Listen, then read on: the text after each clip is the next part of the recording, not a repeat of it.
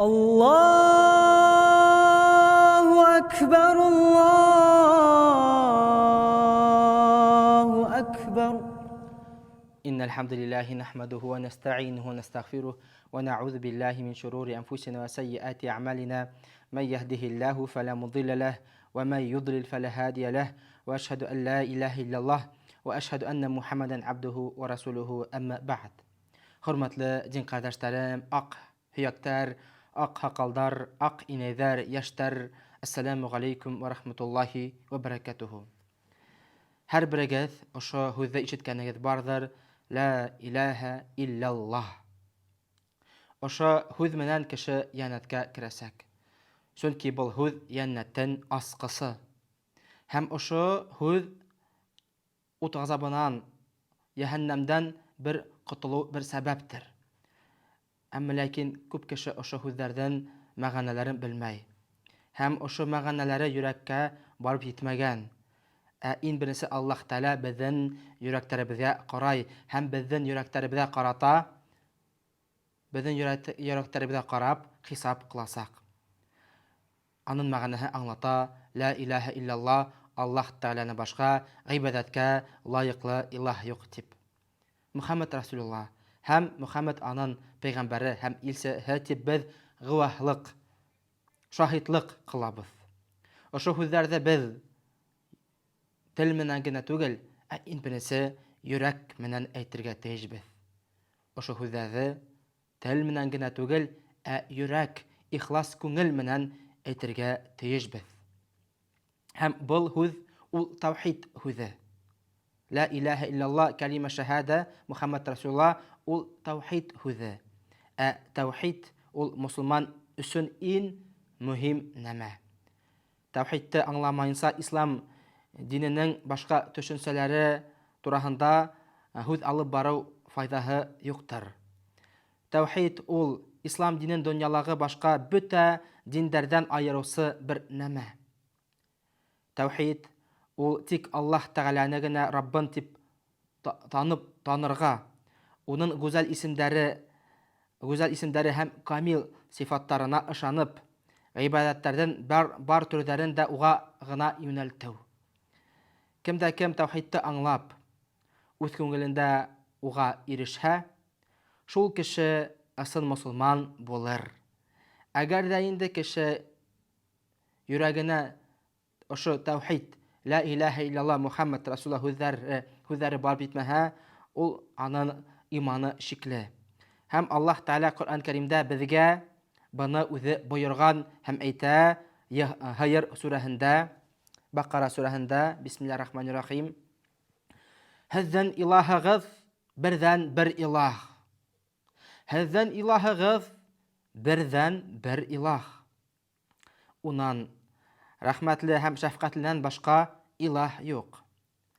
Şulayık ikinci ayatta Allah Teala ve ma halaqtul cinne vel insa illa liya'budun min yinderdi hem kişilerde üzme ibadet kılır üçün gene yarattım. Barlıkka getirdim tini Allah Teala. Hem Allah Teala ikinci surele, ikinci ayatta Maltıvar surahında eyte Bismillahirrahmanirrahim. Ya Muhammed eyt. Asınlap da minim namazım, hem minim takvaligim, terikligim, hem ulemim Allah'a arnalgan galemdar Rabbahına. Onun tengdaşı yok. Oşo mine buyuruldu, hem min birisi Müslümanlardan dini. Peygamberimiz Muhammed sallallahu aleyhi ve sellem bir hadisinde özünün Muğaz degen bir sahabahına, iptaşına uşulay tigen. Ya Muğaz, kişilerden Allah Teala'ga qarata burusu bilahinmi ni? Nendey burusu bilahinmi? Kişilerge Allah Teala'ga qarata, kişilerden Allah Teala'ga qarata nendey burusu tip şu harav birdi. Hem Muğaz sahabe radıyallahu anhu Allah Teala riza bulhun anımından aytti. Allah hem onun ilsihi yaxşırak bilir degen.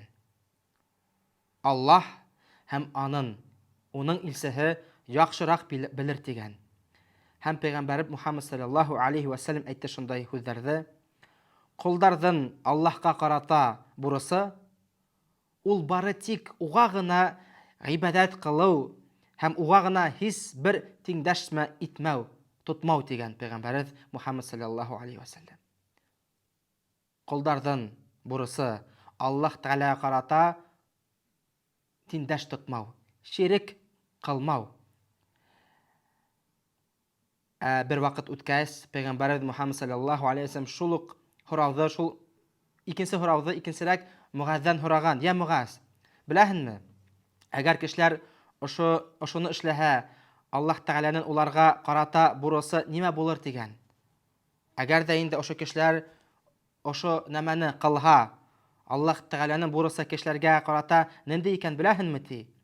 Һәм Пәйгамбәр һәм Муғаз радиллаһу анһу әйтте: "Аллаһ һәм уның илчеһе яхшырак белер" дигән. Һәм Пәйгамбәрбез Мухаммад саллаллаһу алейхи ва саллям әйтте шундый һүзләрне: Аллаһ Тәгаләнең кешеләргә карата бурысы уга тиңдәш тотмаган кешене язага дусар итмәү һәм җәннәтенә кертү. Аллаһ Тәгаләнең бурысы ошо кешеләргә карата кем тиңдәш тотмаган, ширик кылмаган кешеләрне җәннәткә кертү һәм ут газабына дусар итмәү дине Пәйгамбәрбез Мухаммад саллаллаһу алейхи ва саллям. Шулай итеп, мусулман кешеһенең төп бурысы Аллаһ Тәгаләгә генә гыйбадат кылып, уга тиңдәш тотмаска, ягъни ширик кылмаска. Тиңдәш тотмау һәм ширик кылмау ул бер һүз ул, һәм ширик ул гарәп һүзе шәрикә, яшраку дигән һүзе, аның мәгънә аңлата тиңдәш тоту. Башкортса тиңдәш тоту гарәпсә була ширик кылу. Ширик ул тәүхидтән капма каршылыгы, антоним. Әгәр кеше Аллаһтан башка илаһка табына икән, без уны олы ширк кылучы дип атайбыз. Әгәр дә инде кеше Аллаһ Тәгаләнән башка бер нәмәгә яки бер кешегәме гыйбадат кылһа, ошо вакытта без аны әйтәбез олы ширк кылды дип. Һәм бу кеше ул мусулманлыктан, ислам диненнән ерак була. Мусулмандың тәүхиде ни тиклем камилрак булһа, ул шул тиклем ширктән ераграк булыр. Һәм киресенчә, кешенең йөрәгендәге ширк арткан һайын уның тәүхиде лә кәмер. Кем Аллаһтан башка нәмәгә табынһа, шул олы ширк гынаһы кылыр һәм ислам диненнән сыгыр дип Аллаһ Тәгалә исбатлай. Бындай гынаһты Аллаһ Тәгалә һис бер касан да, һис бер кемгә лә гафу итмәясәк. Шуңа күрә Аллаһ Тәгалә Ҡөрьән Кәримдә әйтә: Бисмиллаһир-рахманир-рахим, Ҡатындар сүрәһендә, Ниса дигән сүрәһендә, Бисмиллаһир-рахманир-рахим, Аллаһ үзенә тиңдәш тотуҙы ярлыҡамай. Аллаһ үзенә тиңдәш тотоуҙы ярлыҡамай. Әммә унан бәләкәйерәк гөнаһтарҙы теләгән кешеһенә ғәфү итә. Аллаһҡа тиңдәш тотҡан кеше оло ялған уйлап сығарған була дигән Аллаһ Тәгалә. Шуның өсөн ҡарағыҙ, хөрмәтле йәмәғәт. Әгәр дә инде кем Аллаһ Тәгаләгә тиңдәш ҡылһа, ширик ҡылһа, ул Аллаһ Тәгалә гөнаһтарын ғәфү итмәҫ бер ҡасанда. Әгәр дә инде Аллаһ Тәгаләгә бер кемдә Аллаһ Тәгаләгә ҡарата кем ширик ҡылмай, әммә ләкин гөнаһтары булһа ла, аның өмөтө бар. Бәлки Аллаһ Тәгалә ошо булған гөнаһтарын ғәфү итер дигән. Сөнки Аллаһ Тәгалә үҙе вәғәдә рәүешендә Аллаһ Тәгалә әйтә, Аллаһ үҙенә тиңдәш тотоуҙы ярлыҡамай дигән. Аллаһ үҙенә тиңдәш тотоуҙы ярлыҡамай дигән. Шуның өсөн ошо беҙ тәүхидте, ла илаһа иллаллах дигән һүҙҙәрҙе, аның мәғәнәһен аңлап әйтергә тейешбеҙ һәм ғәмәл менән, йөрәк менән иҫбатларға тейешбеҙ, хөрмәтле йәмәғәт. Аллаһу акбар, Аллаһу акбар. Хөрмәтле дин ҡәрҙәштәрем, беҙҙең замана ул ахыры заманаға тап киләҙер. Сөнки Пәйғәмбәребеҙ Мухаммад саллаллаһу алейхи ва саллям әйтте шундай һүҙҙәрҙе: минең килеүем менән ҡиәмәт көнө араһында ошо ҡәҙәр генә ваҡыт бар тигән һәм хуҡ менән урта бармағын күрһәткән. Хуҡ менән урта бармагын күрһәтеп әйткән: "Минем килеүем менән һәм кыямәт көне араһында ошо кадәр генә вакыт бар" дигән. Гарәпләрдә ошо һүз ул аңлата бик якын дигән. Ахыры замандан бер билдәһе бар. Ул беренче белемдең аз булып, наданлыктан таралуы. Наданлык таралуы аркаһында бүген мусламандар таухид һәм ширк дигән ябай, ләкин мөһим төшенчәләрне аңлап етмәйҙәр шул. Бит уларҙы белеү йә белмәүгә кешенең теге донъялағы хәле бәйле. Таухид һәм ширк дигән һүҙҙәрҙе белеп кеше яки ут ғазабына кеше эләгә, яки кеше йәннәткә ирешәсәк. Шуның өсөн ошо бик зур мәғәнәле төшөнсәләр, шуны без белергә тейешбез. Шуға таухид дигән һүҙҙе иҫегеҙгә яҡшы ҡалдырығыҙ һәм уның мәғәнәһен аңларға ваҡытығыҙҙы сарыф итегеҙ. Ширк дигән һүҙҙе лә иҫтә ҡалдырығыҙ һәм был ҡурҡыныс гонаһтан һаҡланығыҙ. Унан балаларығыҙҙы ла иҫкәртегеҙ, ғаиләләрегеҙҙе лә иҫкәртегеҙ. Ислам тәрбиәһе нәҡ ошонан башланып китергә тейеш. Ҡөрьәндә Луҡман алейһиссәләм, шундай изге булған Луҡман алейһиссәләм, улы менән һөйләшеүе килтерелә. Бисмиллаһир-рахманир-рахим. Луҡман сүрәһендә: "Без элек Луҡманға хикмәт биргәйнек, Аллаһҡа шөкөр ит" тинек. Кем шөкөр итһә, ул үҙе өсөн шөкөр итә. Кем яҡшылыҡтың ҡәҙерен белмәй, ысынлап та Алла бай, данлы тигән. Бына Луҡман үҙ улына өгөтләп әйтә: "Я улыҡайым, Аллаһҡа тиңдәш тотма, күп илаһтарға табыныу оло золом бит" тине Луҡман сүрәһендә. Мына нисек Луҡман алейһиссәләм үҙ улын өгөтләп тәрбиәләй. Ҡарағыҙ, бөгөнгө көндә атайҙар улдарын шайтып тәрбиә ҡылалар микән, юҡ микән? Шундай һорау туа. Яғни Луҡмандың үҙ улына өйрәткән беренсе нәмәһе тик Аллаһ Тәғәләгә генә ғибәҙәт итеү һәм уға тиңдәш тотмау, яғни ширк ҡылмау ине. Бит ошо иң кәрәкле нәмәне һәм динебеҙҙең иң төп принципын күп кешеләр аңлап етмәй һәм ширк гонаһына кереп китәләр, баталар. Беҙҙең көндә ширк ҡылыу төрлө формаларҙа хасил була. Ширк ҡылыу төрлө формаларҙа таралған. Мәҫәлән, кешеләрҙең ҡәберләренә барып, үлеләрҙән ярҙам һорау, ул ширк ҡылыуға инә. Теләһә ниндәй ҡара бесәйҙәрҙән йә буш биҙрә тотоп килгән хатындарҙан ҡурҡыу, ул да ширккә инә. Йондоҙ нәмәгә, яғни гороскопҡа ышанырға, ул да ширккә, Аллаһ Тәғәләгә тиңдәш тотоуға керә. Аллаһтан башҡа нәмә менән, мәҫәлән, әсәй менән, Ҡөрьән менән, бала менән ант итеү, икмәк менән ант итеү, ул да ширккә инә, күбеһе белмәй. Ҡапҡа йәки ишек башына даға ҡуйыу, ул да ширккә инә. Әруахтар генә риза булһын тип хәбәр һөйләү, сөнки Аллаһ Тәғәләнең ризалығы ул ҙурыраҡ, һәм әруахтар риза булһын тип хәбәр һөйләү, ул да ширккә ҡыла. Машинаға юл ҡазаһынан һаҡланам тип төрлө теләһә ниндәй бетеүҙәр, яҙыуҙар, күҙҙәр элеү һәм башҡаһы. Ширктәрҙең төрләре бик күп хәҙерге заманда. Ныҡ күп хасил булған. Хәтта мусулман кибеттәрендә лә һатыла. Кеше белмәй һата аҡса өсөн. Әммә ләкин Аллаһ Тәғәлә беҙҙән һораясаҡ. Һеҙ миңә тиңдәш ҡылдығыҙмы тип, йәки һеҙ миңә генә ғибәҙәт ҡылдығыҙмы тип, ул һорау буласаҡ. Былар барыһы ла динебеҙҙе белмәгәндән һәм өйрәнмәгәндән килеп сыға, ҡәрҙәштәр. Ул наҙанлыҡтан килә. Иң беренсе һүҙ Ҡөрьән Кәримдәге кешеләргә күндерелгән һүҙ ул иҡра тигән Аллаһ Тәғәлә. Иҡра бисми раббикәлләзи халаҡ. Юҡтан барлыҡҡа китергән Раббыңдың исеме менән уҡы тигән Аллаһ Тәғәлә, һәм ул Аллаһ Тәғәләнән ишара кешеләргә: үҙ динегеҙҙе иң беренсе өйрәнегеҙ, шәриғәтте өйрәнегеҙ тип беҙгә Аллаһ Тәғәлә бойора. Шуға күрә динебеҙҙе яҡшыраҡ өйрәнәйек. Аллаһтан изге ҡолдары булырға тырышайыҡ. Ул ҡушҡан әмерҙәрҙе үтәп, ул тыйған нәмәләрҙән тыйылайыҡ. Пәйғәмбәребеҙ һәм уның уҡыусылары сахабалар кебек тәүхидте аңларга, улардан бөтә эшләребездә лә өлгү алырга тырышайык. Чөнки Пәйгамбәрбез Мөхәммәд саллаллаһу алейхи ва саллям һәм аның укучылары, ягъни сахабалары, алар безгә үрнәк булган.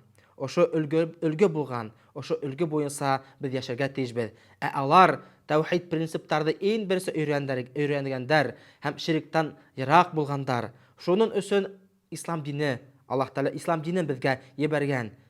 Тәүхид өчен, ла илаһа илляллаһ Мөхәммәд расулы ошо һүзләрне исбатлар өчен. Тәүхид ул кешене кыямәт көнендә коткара торган иң бөек нәмә.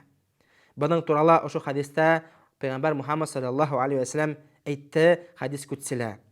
Я Адам балаһы, һин миңа ер тулы гөнаһтар менән килеп, миңа ширк тиңдәш кылмайынса очратһаң, мин һине ер тулы менән гафу итү менән каршы алырмын дигән Аллаһ Тәала. Мин һине ер тулы мәгърифәт менән, ягъни гафу итү менән һине каршы алырмын дигән. Шуның өчен кем Аллаһ Тәгаләгә кыямәт көндә тиңдәш кылмай каршы алһа Аллаһ Тәгаләне, Аллаһ Тәгалә аны булган гөнаһтарын гафу итер ярлыкар, хәтта аның гөнаһтары ер шардай да булһа. Раббыбыз Аллаһтан һорайык. Безне һәм безнең якындарыбызны тәүхид ниғмәте менән бүләкләп. Барыбызны ла яннәттә һөйкеле Пәйгамбәрбез Мөхәммәд саллаллаһу алейхи ва саллям менән яйһын. Амин. Амин. Шулай булһын. Аллаһу акбар, Аллаһу акбар. إن الحمد لله نحمده ونستعينه ونستغفره ونعوذ بالله من شرور أنفسنا وسيئات أعمالنا من يهده الله فلا مضل له وما يضلل فلا هادي له وأشهد أن لا إله إلا الله وأشهد أن محمدا عبده ورسوله أما بعد. Hörmətli din qardaşlarım, aq inəydər, aq haqaldar, yaşlar, Esselamu aleykum ve rahmetullahi ve berekatuhu. Höykülü Peygamberimiz Muhammed sallallahu aleyhi ve sellem aytdı şunday sözlərin: "Buniyal İslamu ala xamsin." İslam dini 5 negizdən qurulğan degan. Birinci negizi şahadati an la ilaha illallah ve anna Muhammed Rasulullah. Ul şahidlik qılу. Allah Teala'dan başqa ikincisi ilah yo'q deb, hem Muhammed onun peygamberi hem ilsəhi deb. İkincisi negizi ul ve iqamis salat, ul namaz oqu. Üçüncüsü negizi ve ita'iz zakat, ul zakatın beru. Dördüncüsü negizi ul haccil beyti, ul hacın qılу. Hem beşinci negizi ul savmi Ramadan, ul uradalı Ramadandağı uradahın tutu. Oşo 5 negizde biz yürek menən isbatlarga tejibbiz, hem amel menən isbatlarga, tan ağzaları menən isbatlarga tejibbiz inşallah. Oşo vaqtda bizden İslam dinimiz kabul bula Allah Teala yanında. Eğer de bir kim oşo 5 negizden birawin inkar etsə, oşo vaqtda anın İslam dini yuqasıga Allah Teala yanında. Çünkü kelime şahada menən biz Allah Teala menən kilişew tödeybiz. La ilahe illallah Muhammed Rasulullah yansaqta biz Allah Teala menən kilişew tödeybiz. Her kilişewden öz şartları var. Hem oşo şartları ul namaz oqu, uradahın tutu, zakatın beru, hacın qılu. İnşallah. Hem eğer de indi bir kim namazın okumaha, anın imanı şikli hem imanı xavifli. Allah Teala anın imanı kabul etirir mikan yo'q mikan biz bilmaybiz. Ul Allah Teala hem qul arasındagina ul ish. Amma lakin ul sirul. Amma lakin Allah Teala o'zi aytadi, kim namaz o'qimay, men ularning imonlarini qabul etmayman de. Kim namaz o'qimay, shuning uchun ko'p g'alimlar aytganlar, kim namaz o'qimay, onun imoni shikli. Hatta akim inkar eta, ul islom diniga qag'ilishi yo'q deganlar. Hem kıyamet günde in birisi ul Allah Teala Müslümanlardan horayasak namazında okunun mu tip yok mu tip. Hem Peygamber Muhammed sallallahu aleyhi ve sellem aytdı şunday sözlerde: "Kuldan in birisi hesabı namaz hakkında bular. Eğer namazı tüvel bulha, bəxit hem oңышқа erişir. Eğer bozuk bulha, ukeniz hem hasretke batır degan." Tağın oşu hadiste ötüp aytıp sağaymalı. Bismillahirrahmanirrahim. Kuldan in birisi hesabı namaz hakkında bulur. Eğer namazı tüvel bulha, bəxit hem oңышқа erişir. Eğer bozuk bulha, ukeniz hem hasretke batır degan Peygamberimiz Muhammed sallallahu aleyhi ve sellem. Икенче хадис.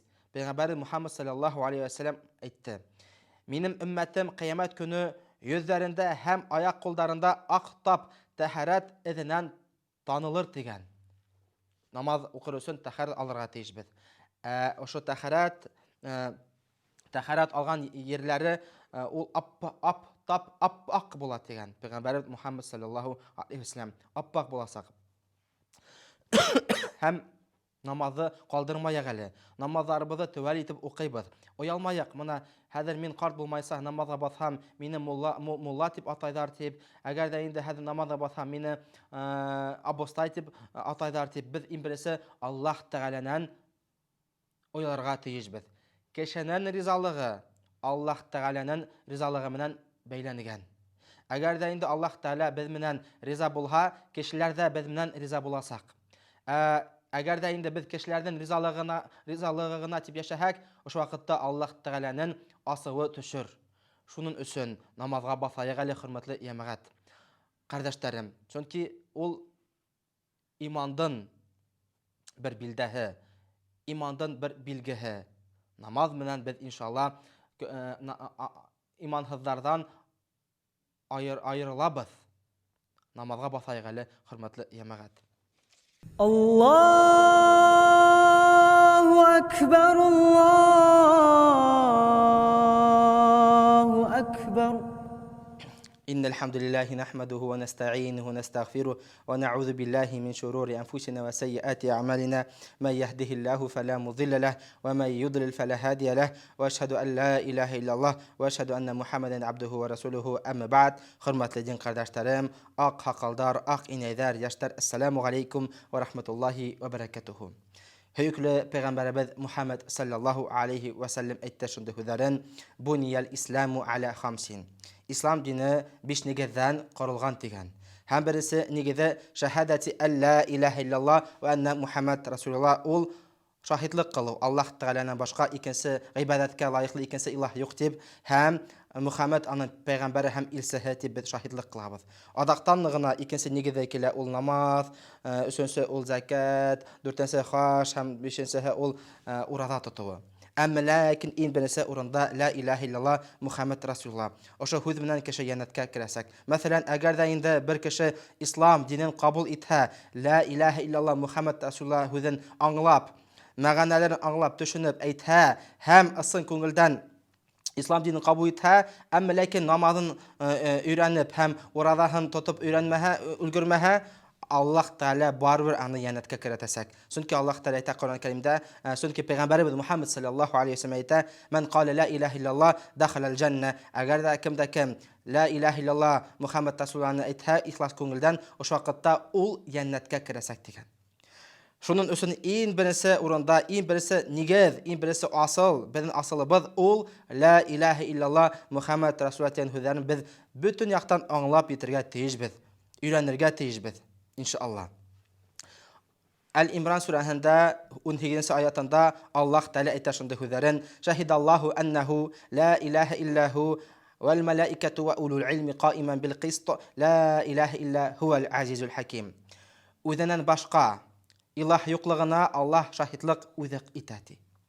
Özünden başka ilah yoklığına Allah şahitlik etdi. Ferişteler de hem ilim iyalariyle şahitlik kılalar, şunda hüzler menen büyük hem hikmetli bir Allah'dan başka ilah yok deyip. Hem Allah Teala qaimen bil qist, ol gazillikte tutusu. Gazillikte tutusu degen Allah Teala. Hem hediye şunda horav. Kimden şahit buluğa en büyük orunu ala. Kimden şahitliğe en zor olarak bulasak. Elbette Allah Teala'nın şahitliği en birisi orunda tura, hem o Allah Teala'nın şahitliğinden başka bir olarak da şahitlik yok. Hem Allah Teala özü şahitlik kılar. Şahidallahu ennehu la ilahe illa hu tip. Allah Teala'nın başka ikincisi ilah yok tip. Allah Teala özü şahitlik kılar. Hem Allah Teala ayet Kur'an-ı Kerim'de şuluk horavdı. Kul eyyü şeyin ekberu şehade. Kulillah şehidun beyni ve beynekum. Ayet. Kimden şahitliği yugarırak olarak deyin. Ayet. Алла һеҙҙең менән минем арала шаһитти.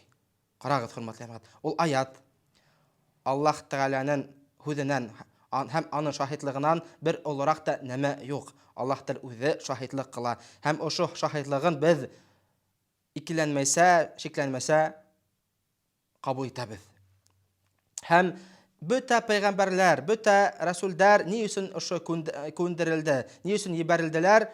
Ошо һүҙ өсөн. Ла илаһа иллаллах Мухаммад Расулла ошо һүҙҙәрҙе раҫлар өсөн, үҙ халыҡ араһында, үҙ өммәткә раҫлар өсөн һәм иҫбатлар өсөн. Аллаһ Тәғәлә әйтә Ҡуръан Кәримдә: "Ва ма арсална мин ҡаблика мин расулин илля нухи илайһи аннаху ла илаһа илля ана фаъбудун." Беҙ һиңә тиклем дә минән башҡа илаһ юҡ тип вахи күндермәйенсә расул ебәрмәнек. Миңә ғибәҙәт ҡылығыҙ тигән Аллаһ Тәғәлә. Пәйғәмбәр сүрәһендә. Тағын уҡыйым. Бисмиллаһир-рахманир-рахим. Беҙ һиңә тиклем дә минән башҡа илаһ юҡ тип вахи күндермәйенсә расул ебәрмәнек. Миңә ғибәҙәт ҡылығыҙ тип. Ҡарағыҙ, хөрмәтле йәмәғәт.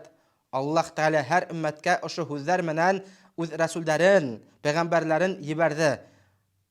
Үҙ халығын өйрәтер өсөн Аллаһ Тәғәләнән башҡа ғибәҙәткә, хаҡлыҡта ғибәҙәткә лайыҡлы илаһ юҡ тип. Ошо һүҙ өсөн.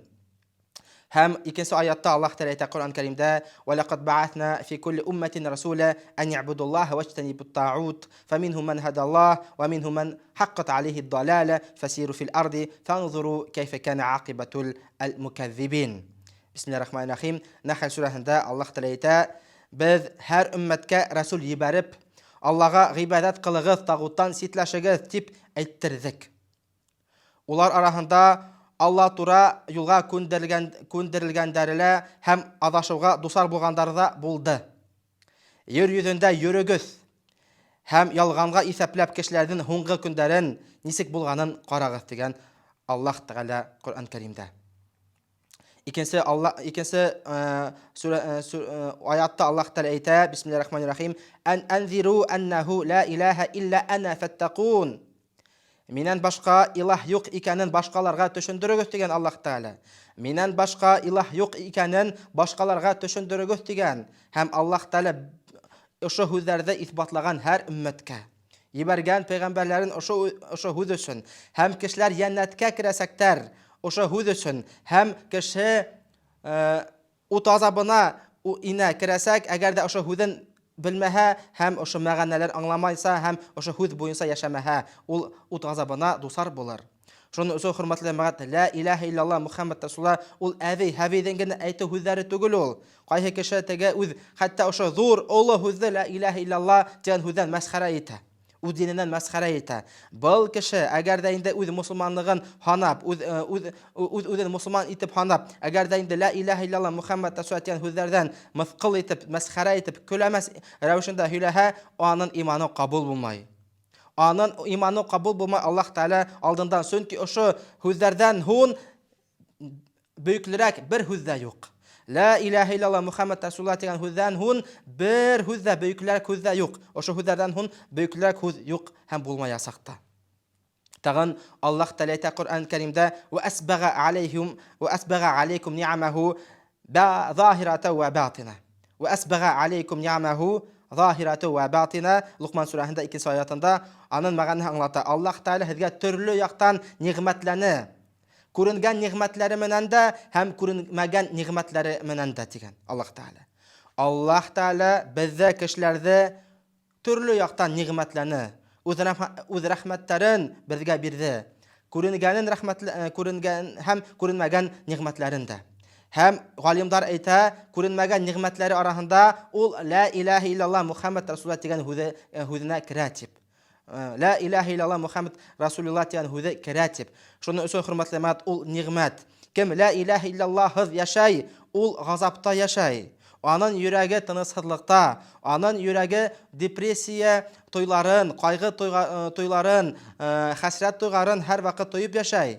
Шуның өсөн ошо ла илаһа иллаллаһ Мухаммад Расулулла тигән һүҙҙәргә беҙ бик ныҡ иғтибар итергә тейешбеҙ һәм ололарға тейешбеҙ. Сөнки ошо һүҙҙән һуң бер бөйөклөрәк һүҙ ҙә юҡ. Аллаһ Тәала безне үзе улылаһын, Аллаһ Тәала безне ситләтмәһен, ошо һүзләрдән, Аллаһ Тәала ошо һүзләрдән безне мәхрүм итмәһен. Ла илаһа илляллаһ Мухаммад Расулуллаһ дигән һүзне без ятларга тиешбез, йөрәк менән дә, гамәл менән дә исбатларга тиешбез. Хөрмәтле җәмәгать, ассаламу алейкум ва рахматуллаһи ва баракатуһу. Аллаһу акбар, Аллаһу акбар. إن الحمد لله نحمده ونستعينه ونستغفره ونعوذ بالله من شرور أنفسنا وسيئات أعمالنا من يهده الله فلا مضل له ومن يضلل فلا هادي له وأشهد أن لا إله إلا الله وأشهد أن محمدا عبده ورسوله أما بعد hurmatli din qardaşlarım, ak hakaldar, ak ineler, yaşlar, yemağat. Esselamu aleykum ve rahmetullahi ve berekatuhu. Hüyüklü Peygamberimiz Muhammed sallallahu aleyhi ve sellem bir hadisinde aytdı: "Buniyel İslamu ala khamsin." İslam dini 5 negizden kurulgan degen. Hem birinci negizi şahadati en la ilahe illallah ve enne Muhammed Rasulullah, ol şahitlik kılı, hem gılahlık kılı, Allah'tan başka haklılıkta ikinci, gıybadetke layıklı ikinci ilah yok tip, hem Muhammed anın peygamberi hem ilsehe tip şahitlik kılı. Hem Oşo hüzden la ilahe illallah Muhammed Rasulullah diyen hüzden büyüklürek, güzellerek, olurak, Allah Teala yakınrak hüz yok. Hem Allah Teala oşo hüzde Kur'an-ı Kerim'de türlüse sifatlay. Hem birisi sıfatı mesela Allah Teala bu hüzde yaxşı hüz tip sifatlagan. Bismillahirrahmanirrahim. Allah Teala ayet Kur'an-ı Kerim'de elem tera keyfe daraballahu mesela kelimeten tayyibeten ke şeceretin tayyibetin asluha thabitun ve fer'uha fis sema. تؤتي الأكلها كل حين بإذن ربها ويضرب الله الأمثال للناس لعلهم يتذكرون. İbrahim surasında Allah Teala Allah'ın misal itip yaxşı hüz kiltirgənin görməningmi?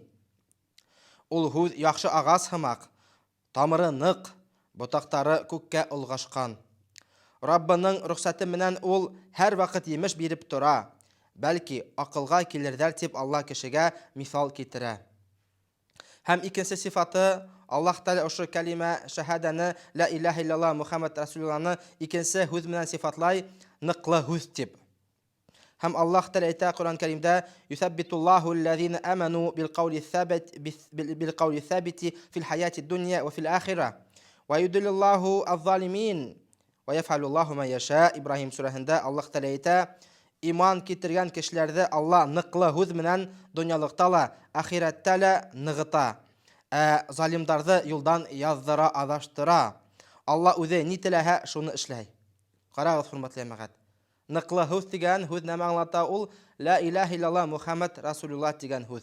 Çünki Allah Teala şu əgər də indi kişinin yüreğində la ilahe illallah Muhammed Rasulullah rastlanha, isbatlanha, yüreği menen kişinin yüreği menen kabul itilhə, Allah Teala şunda kişiyə nıqlıq birə.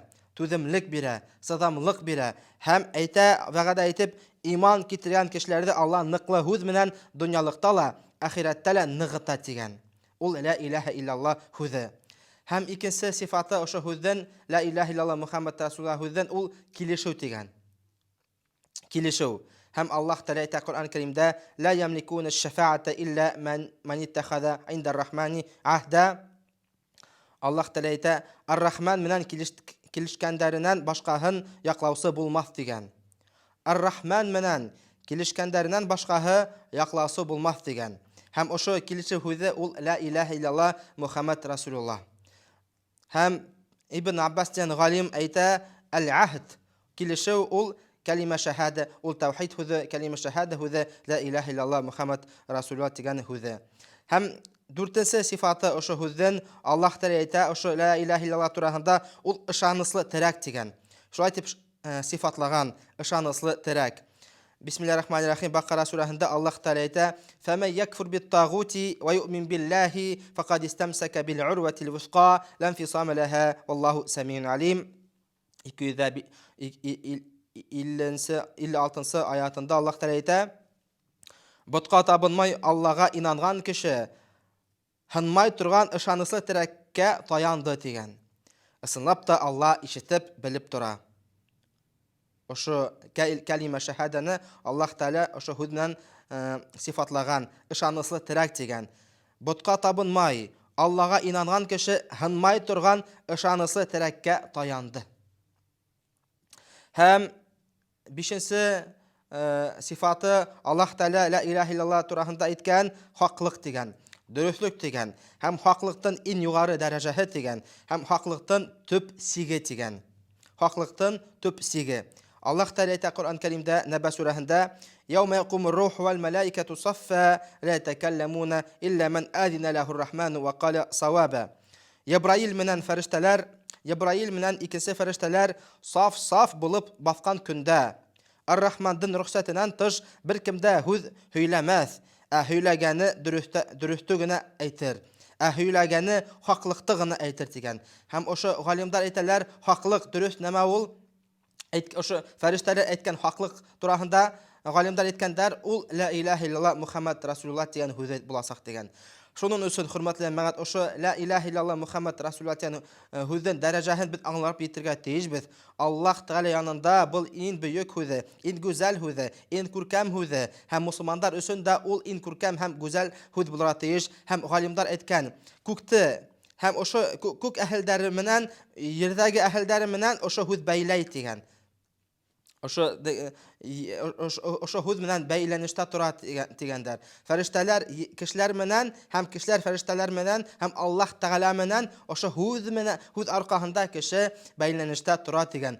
Шуның өчен әгәр дә инде һез Аллаһ Тәгалә менән ныклы бәйләнештә булырга теләсез икән, ла илаһа иллаллаһ Мухаммад Расулуллаһ һүзләрен без йөрәк менән исбатларга тиешбез һәм мәгънәләрен аңларга тиешбез. Һәм ошо һүз менән генә түгел, башта гына тотырга тиеш түгелбез, йөрәк менән әйтергә тиешбез. Йөрәк менән исбатларга тиешбез, расларга тиешбез. Чөнки күп кеше мәсәлән, ул белә, ул ошо һүзне ишеткәне бар, ла илаһа иллаллаһ Мухаммад Расулуллаһ, хәтта үзе зикр итеп әйтә, ул тәһлил әйтәм дип, ла илаһа иллаллаһ, ла илаһа иллаллаһ 100 тапкыр әйтә, мәгънәһен белмәй. Һәм ошо кеше папугайдан айырмаһы юк, чөнки ул мәгънәһен белмәй. Аллаһ Тәгалә куша, үз динендә Аллаһ Тәгалә куша, һәр эштә без мәгънәһен аңлап эшләргә тиешбез. Шуның өчен зикр әйтһәк тә, тәһлил һүзләрен әйтһәк тә, ла илаһа иллаллаһ Мухаммад Расулуллаһ дигән сакта без мәгънәләрен төшенеп әйтергә тиешбез һәм ошо вакытта без Аллаһ Тәгалә менән нык бәйләнештә булабыз, иншаллаһ. Һәм Аллаһ Тәгалә без менән дә нык бәйләнештә була, һәм ошо һүз аркасында без янәткә керәсәкбез һәм ут газабыннан котыласакбыз, иншаллаһ. Ассаламу алейкум ва рахматуллаһи ва баракатуху. الله أكبر الله أكبر إن الحمد لله نحمده ونستعينه ونستغفره ونعوذ بالله من شرور أنفسنا وسيئات أعمالنا من يهده الله فلا مضل له ومن يضلل فلا هادي له وأشهد أن لا إله إلا الله وأشهد أن محمدا عبده ورسوله أما بعد. Peygamberimiz Muhammed sallallahu aleyhi ve sellem aytışında hüzərin bir hadisində Bunyal İslamu ala xamsin, İslam dini 5 negizdən qurulğan degan. Həm birinci negizə ul la ilahe illallah Muhammed Rasulullah. Ул шаһидлык һәм гывахлык кылу Аллаһ Тәгаләнән башка гыйбадәткә лаеклы икенче илаһ юк дип, һәм Мухаммед аның пәйгамбәре, һуңгы пәйгамбәре һәм илсеһе дип. Һәм ошо һүзләр өчен, ла илаһа иллаллаһ һүзләр өчен күктәр һәм йерҙәр яратылды. Ошо һүзләр өчен бөтә галәмдәр барлыкка килде. Ошо һүзләр өчен Аллаһ Тәгаләнең пәйгамбәрләре һәм илселәре төрле халыктарга ибәрелде. Ошо һүзләр өчен изге китаптар кешеләргә күндерелде. Ошо һүзләр өчен шариғат канундары исбатланды. Ошо һүзләр өчен яннат һәм яһәннәмдән капкалары асылды. Ошо һүзләр өчен адам балаһы 2 төркемгә бүленде. Ошо һүзләр өчен кыямат көне буласак.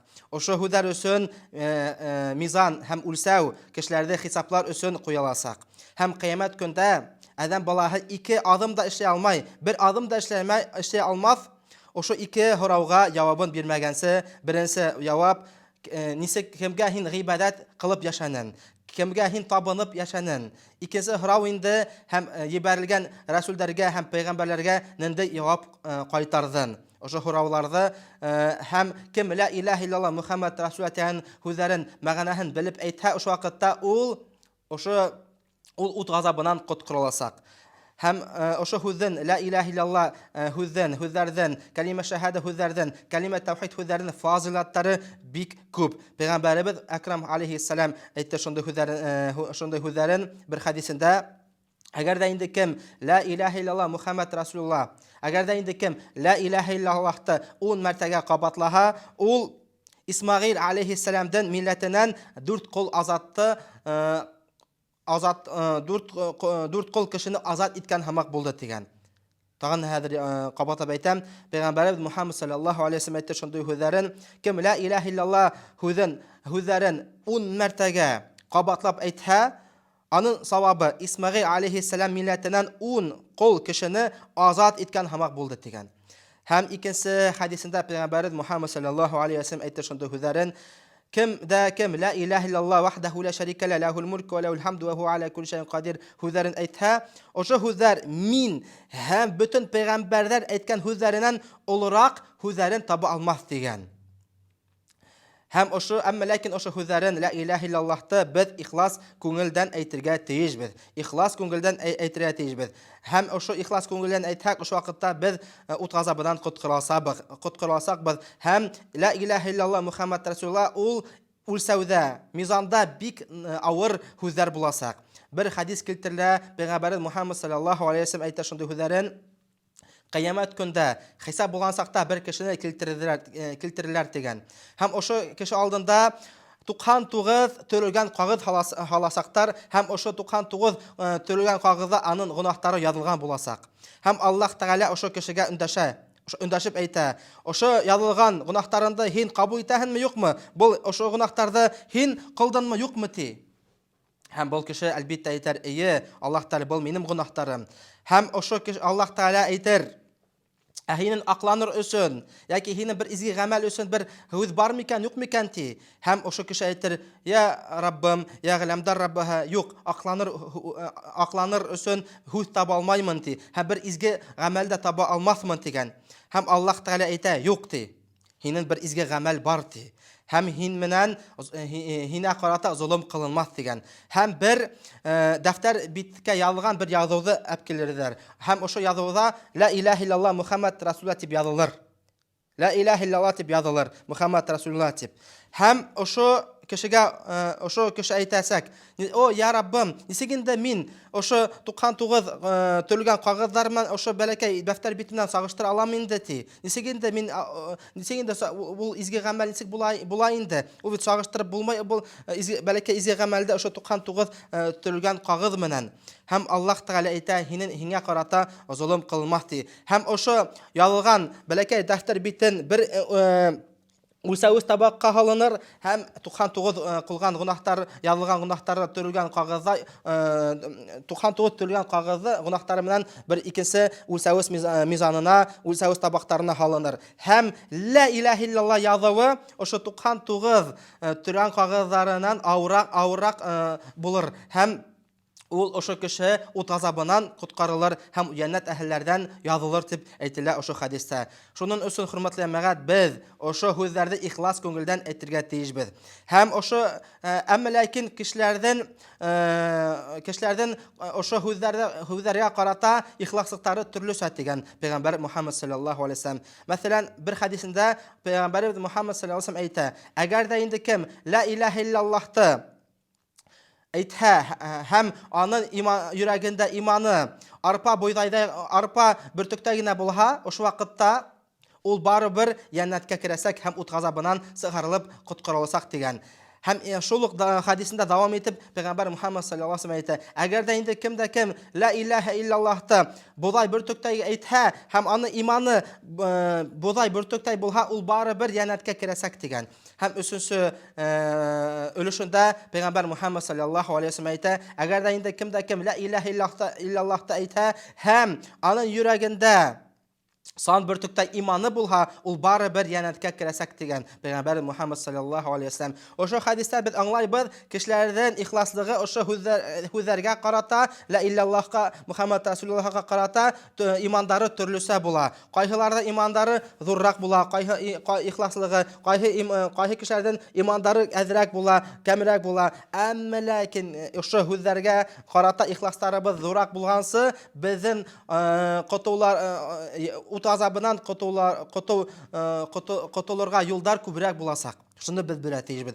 Шуның өчен ошо һүзләрне ла илаһа иллаллаһ Мухаммад Расулуллаһны көн һайын кабатлагыз ихлас күңелдән төшенеп, мәгънәләренә төшеп, мәгънәләрен уйлап, фикер тотып әйтегез ошо һүзләрне. Автоматик рәвешендә түгел. Кайһы кеше хөрмәтле мәгать зикр итә. Ла илаһа иллаллаһ, ла илаһа иллаллаһ, ла илаһа иллаллаһ. Автоматик рәвешендә ул дөрес әйткәндә сауда турында уйлай, ошо зикр әйткән сакта, гаилә турында уйлай, кайда адактан ошо зикрдән һуң кайда барасак турында уйлай, әмма ләкин зикр турында уйламай. Аның ошо һүзләре телдә генә тора, йөрәгенә төшмәгән. Әмма ләкин ошо һүзләрдә без ла илаһа иллаллаһ Мухаммад Расулуллаһ дип бер тапкыр әйтсәк тә, әмма ләкин ихлас күңел белән әйтсәк, ошо һүзләрдә, ошо бер тапкыр әйткән ихлас күңелдән әйткән һүзләр 1000 тапкыр әйткән ихласһызлык менән сагыштырып булмай. Ихласһызлык менән ошо һүзләрдә әйткәнсә сагыштырып булмай. Шуның өчен ошо һүзләрдә кәмрәк әйтсәк тә, әмма ләкин ихласрак әйтергә тиешбез, иншалла. Һәм ошо һүзләрен без йөрәк менән исбатларга тиешбез. Чөнки йөрәктән дә гамәле бар. Йөрәктән дә гамәле бар. Ә иң беренче гамәл ул иман китерү. Ихлас ул да гамәл. Шуның өчен хөрмәтле мәгать, ла илаһа иллаллаһ Мухаммад Расулуллаһ ошо һүзләргә карата безнең ихласлыктарыбыз күбрәк булырга тиеш, ихлас күңелдән әйтергә тиешбез, иншалла. Ассаламу алейкум ва рахматуллаһи ва баракатуһ. Аллаһу акбар, Аллаһу акбар. الحمد لله نحمده ونستعينه ونستغفره ونعوذ بالله من شرور أنفسنا وسيئات أعمالنا من يهده الله فلا مضل له ومن يضلل فلا هادي له وأشهد أن لا إله إلا الله وأشهد أن محمدا عبده ورسوله أما بعد. Hörmətli din qardaşlarım, aq haqaldar, aq iynələr, yaşlar, Assalamu aleykum və rahmetullahi və barakatuhu. Hüyüklü Peyğəmbərimiz Muhammed sallallahu aleyhi ve sellem bir büyük, məşhur, məğlum hadisində aytdı. Buniyal İslamu ala xamsin. İslam dini 5 negədən qurulğan degan. Həm birinci negədə ul şahadati an la ilaha illallah və anna Muhammed Rasulullah ul şahidlik qılı. Allah Taala'dan başqa ikinci ilah yox deb, ibadətə layiqli ikinci ilah yox deb, həm Muhammed anın peyğəmbəri, həm ilsəhi deb. Aşı hüzər bik ulu hüzər. Həm qiyamət günündə aşı hüzərdə mizanğa halhalar, əgər də aşı alar bik ağır izgi qəməl deb hanalar Allah Taala yanında. Bir vaxt Peyğəmbərimiz Muhammed sallallahu aleyhi ve sellem aytdı. Nuh aleyhisselam ölür halda bulan saqta öz oğlunu saqırıb aytdı. Ya uluqayım, min hingə la ilahe illallah hüzərin əmr etəm. Ya uluqayım, min hingə la ilahe illallah hüzərin tapşıram. Ya uluqayım, min hingə oşo la ilahe illallah hüzərin amanat etib qaldıram. Çünki əgər də indi qiyamət günündə mizan qoyulha, həm oşo mizan ulsavız tabağına la ilahe illallah hüzərin halhalar, ikinci ulsavız tabaqlarına 7 qat көктәр һәм 7 qat yerlər halınha, la ilahe illallah hüzəri avraq bulur degan. Həm oşo hüzər, la ilahe illallah hüzəri, əgər də indi kişi ixlas köngüldən əйтə, ol tupturanan tura Allah Teala'ya barıb bitə. Peyğəmbərimiz Muhammed sallallahu aleyhi ve sellem aytdı şunda hüzərin. Əgər də indi Allah Teala'nın qolu, la ilahe illallah hüzə, kəlmə şəhadəni ixlas köngüldən əйтə, oşo hüz 7 qatqa minəti. Göklərdən 7 qatına minəti. Həm hətta Allah Teala'nın təxtinə barıb bitkənsəti. Əgər də indi oşo kişi zor günahlardan, həm ulu günahlardan tutqarlanıb, haqlanıb yürühəti. Həm la ilahe illallah hüzəri, kəlmə şəhadə hüzəri ol ut qazabından, ut yəhənnəm qazabından qutulu.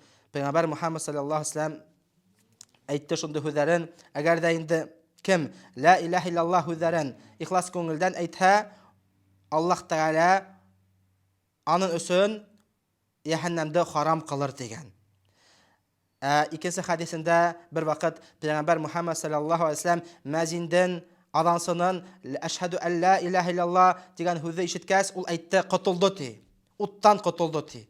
Oşu məzin Eşhedü en la ilahe illallah hüzler arkasında uttan kutuldu diye Peygamberimiz Muhammed sallallahu aleyhi ve sellem.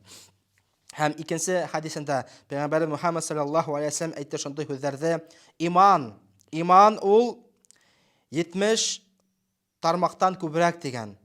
İman ol 70 tarmaqdan teşkil etadi. En büyük, en uluğu ti ol la ilahe illallah ti.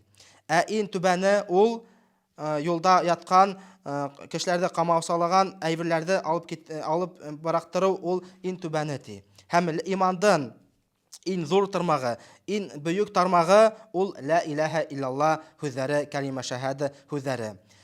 İkinci hadisinde Peygamberimiz Muhammed sallallahu aleyhi ve sellem aytdı şunu. En hayırlı zikir ol la ilahe illallah hüzleri. En yaxşı dua ol elhamdülillah degen hüzleri. Allah Teala'ya maqtav degen hüzleri. Hem la ilahe illallah hüzleri ol Peygamberden Muhammed sallallahu aleyhi ve sellem şəfəqətsə bulununa bir sebep degen. Hem bir vakit Ebu Hurayra degen sahabe. Ebu Hurayra degen Peygamberden okuvsuhu, Peygamberden horagan. Ya Allah Teala'nın ilsihi. Hinin şəfəqətsilik arqahında kim en zor bəxtə erişəsək degen. Hem Peygamberimiz Muhammed sallallahu aleyhi ve sellem aytdı şunday hüzlərin ya Ebu Hurayra. Oşu huravda hingine hurar hıntini. Çünkü hin yaxşılıqqa ıntıla degen. Hem benim hüzlərdə yaxşı tınlayın degen. Kıyamet gününde en bəxtli kişi, benim şəfəqətsilik arqahında kim la ilahe illallah hüzlərin etken kişi bulur degen. Hem oşu kişi la ilahe illallah kim aytha ihlas köngülden ol Peygamberden şəfəqətsə buluğuna erişəsək. Hem Peygamberimiz Muhammed sallallahu aleyhi ve sellem özü şəfəqətsə bulur degen. Şunun üçün oşu hüzlərdə biz yaşaraq aytırıya tecbid inşallah elhamdülillah. Allahu Ekber, Allahu Ekber. الحمد لله نحمده ونستعينه ونستغفره ونعوذ بالله من شرور أنفسنا وسيئات أعمالنا من يهده الله فلا مضل له ومن يضلل فلا هادي له وأشهد أن لا إله إلا الله وأشهد أن محمدا عبده ورسوله أما بعد حرمة الدين قدرتارım ak hakallar ak ineyler yaşlar Esselamu Aleyküm ve Rahmetullahi Berekatuhu Hüykülü Peygamberimiz Ekrem sallallahu aleyhi ve sellem bir bildeli meşhur büyük hadisinde aytıp sıktı. Buniyal İslamu ala 50. İslam dini 5 nigizden qurulgan degen. Hem birinci nigizi şehadeti en la ilahe illallah ve enne Muhammed Resulullah ol şahitlik kılu Allah Teala'na başka gıybadetke layıklı ilah yok tip. Hem Muhammed anın peygamber hem ilsihi tip. Hem oşu birinci nigizi Allah Teala başkağına birinci nigiz etip işlemegen hem şart koymagan.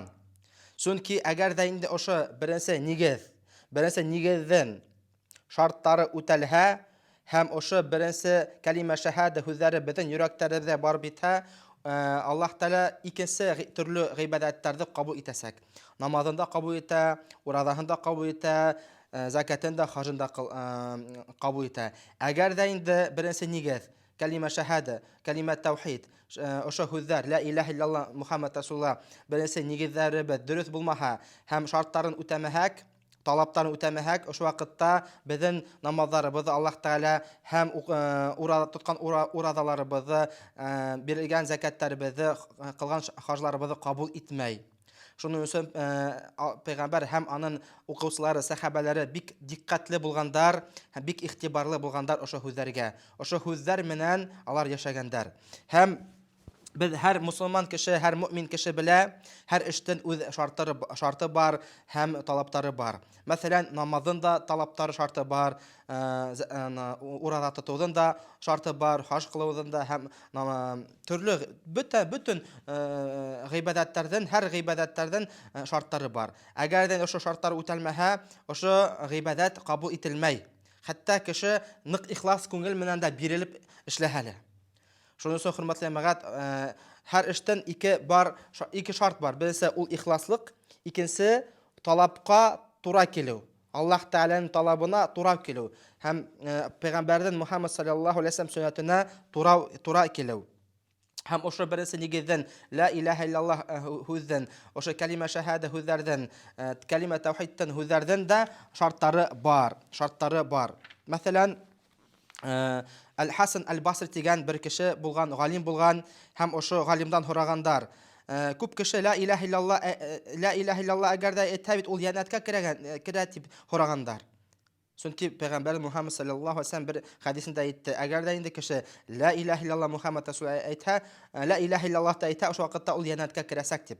Һәм кешеләр ошо хадис менән Хасан әл-Басрига килгәндәр, әйткәндәр, әгәр дә инде кеше ла илаһа иллаллах әйтһә, ул бит җәннәткә керәсәк дигән.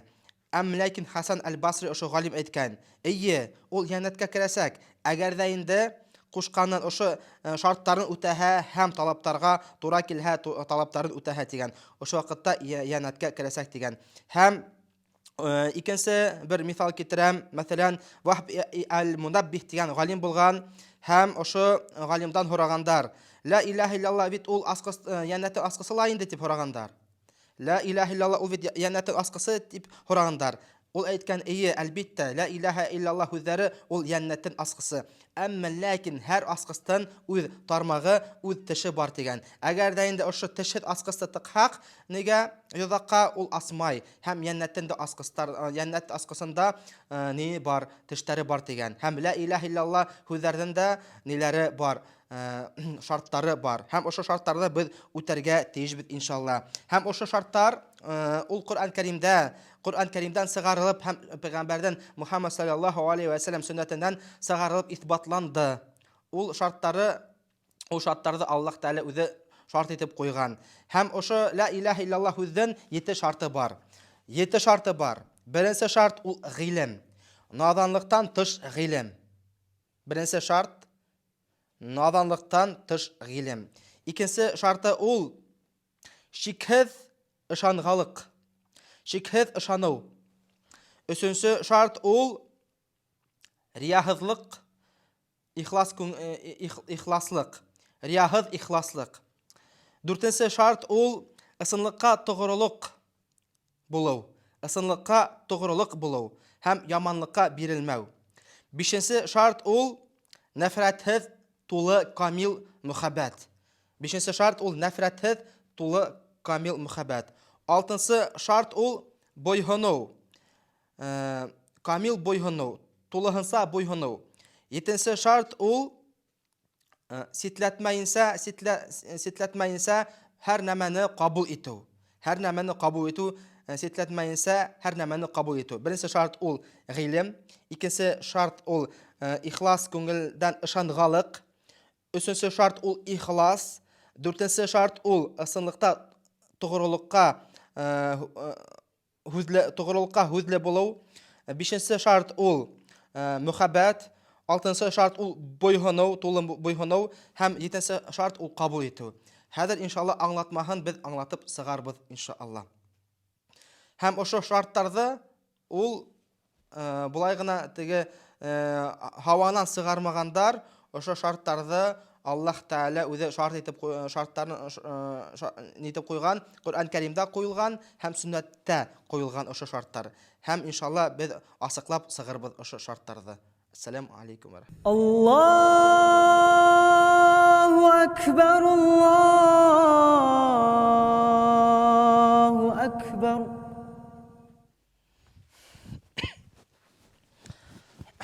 إن الحمد لله نحمده ونستعينه ونستغفره ونعوذ بالله من شرور أنفسنا وسيئات أعمالنا من يهده الله فلا مضل له ومن يضلل فلا هادي له وأشهد أن لا إله إلا الله وأشهد أن محمدا عبده ورسوله أما بعد. Hörmətli cin qardaşlarım, aq haqaldar, aq inədər, yaşlar, yəməğət. Assalamu aleykum və rahmetullahi və barakatuhu. Höykülü Peyğəmbərimiz sallallahu aleyhi və səlləm bir bildəli büyük hadisində aytdı: "Buniyal İslamu ala 50." İslam dini 5 negizdən qurulğan degan. Həm birinci negizə şahadati an la ilaha illallah və anna Muhammad rasulullah, ul şahidlik qılıb, həm gıvahlıq qılıb Allah Taala'dan başqa ibadətə layiqli ilah yox deyib, həm Muhammad anın peyğəmbəri, həm ilsəhi deyib.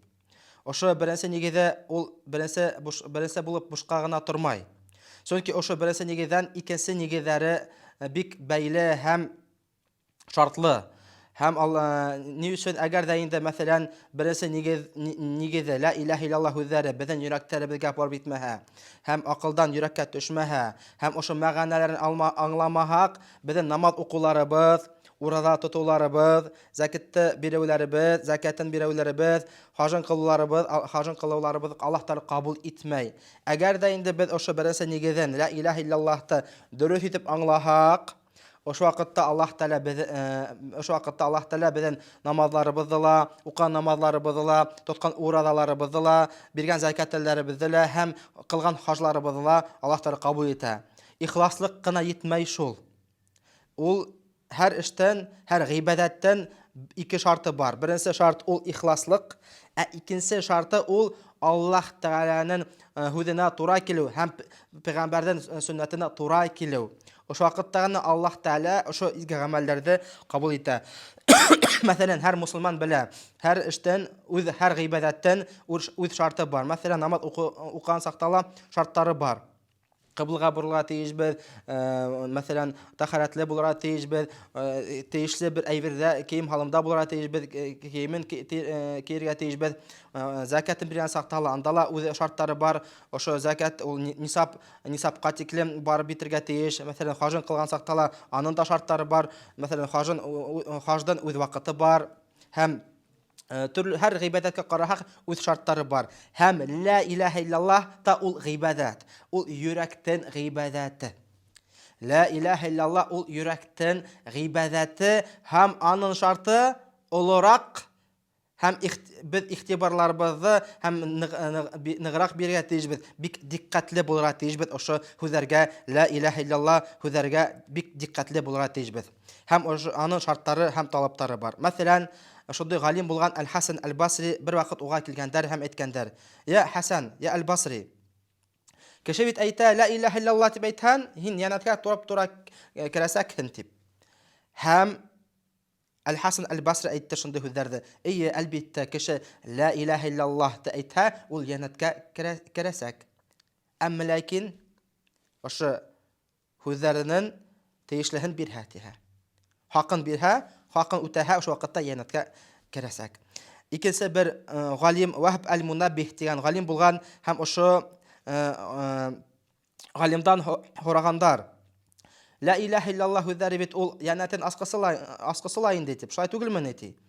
Һәм ул әйтте: "Әлбәттә, ла илаһа илляллаһ Мухаммад Расулуллаһ ул янәтен аскысы, әмма ләкин һәр аскыстан теше бар" дигән.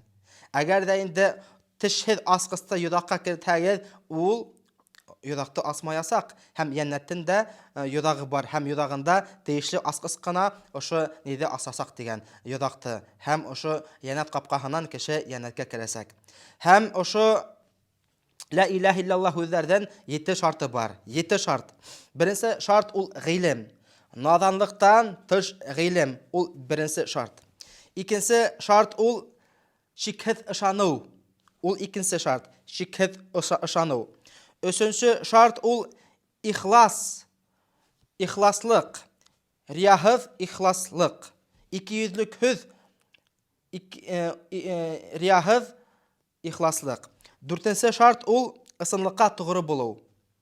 Ысынлыкка тугры булу, үз һүзенә тугры булу. Бишенче шарт ул нәфрәтһез мөхәббәт.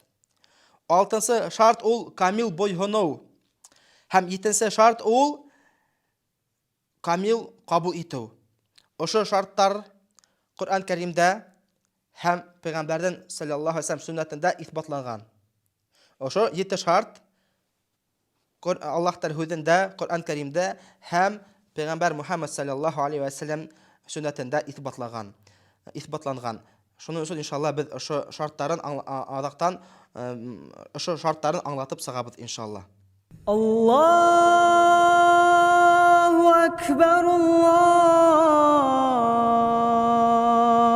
акбар.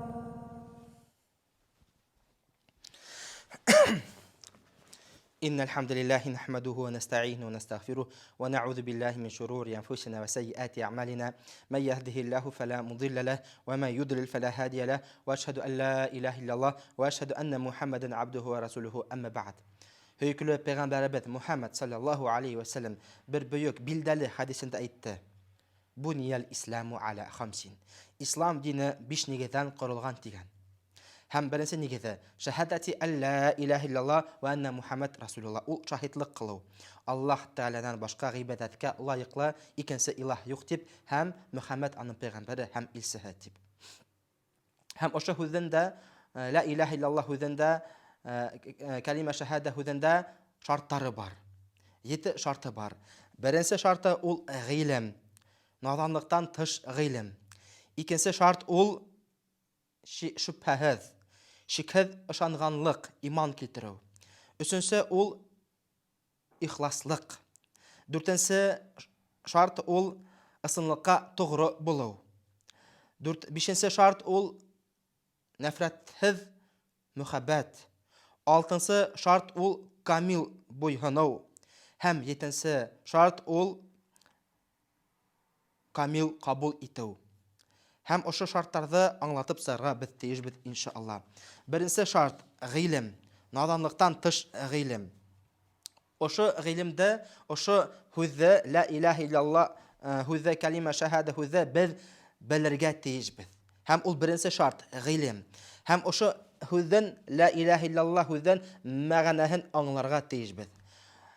Уйланып карасак, ошо һүз 2 өлештән тора. Ла илаһа иллаллах 2 өлештән тора. Аллаһ Тәгаләдән тыш, Аллаһ Тәгаләне башка гыйбадәткә лаеклы илаһ юк дип. Беренче өлеше ул инкар итү, ла илаһа илля. Аллаһ Тәгаләдән башка бер илаһ юк, гыйбадәткә лаеклы илаһ юк. Аллаһ Тәгаләне башка инкар итәбез. Һәм икенче ягы исбатлайбыз. Иллаллах, Аллаһнан башка дигән. Ин беренче бөтә нәмәне, бөтә гыйбадәт кылынган нәмәләрне без итәбез, инкар итәбез һәм танымайбыз. Икенче илаһтарны танымайбыз. Һәм исбат итәбез, исбатлайбыз иллаллах дип, Аллаһнан башка. Һәм ошо 2 өлештән тора ошо һүзне. Ошо һүз 2 өлештән тора һәм ошо өлеше без аңларга тиеш. Ин беренче бөтә нәмәләрдә, бөтә гыйбадәт, бөтә илаһтарны без инкар итәбез. Адактан гына без Аллаһ Тәгаләне башка дип исбатлап куябыз, раслап куябыз. Менә шул ул беренче. Һәм Аллаһ Тәгалә әйтә Коръән Кәримдә, Аллаһ Тәгалә Коръән Кәримдә әйтә, Фатиха сүрәһендә: "Ияка нәъбуду ва ияка нестаин." Һиңә генә без гыйбадәт кылабыз. Һиңә генә гыйбадәт кылабыз. Монда бар инкар. Бүтән беркемгә лә гыйбадәт кылмайбыз, һиннән башка дип әйтәбез. Һиңә генә ияка, һиңә генә, бүтәндәрдә без башкаларны без инкар итәбез. Башкаларга гыйбадәт кылуларыбызны инкар итәбез, һиннән башкаһы. Һәм һиннән генә ярдәм һорайбыз.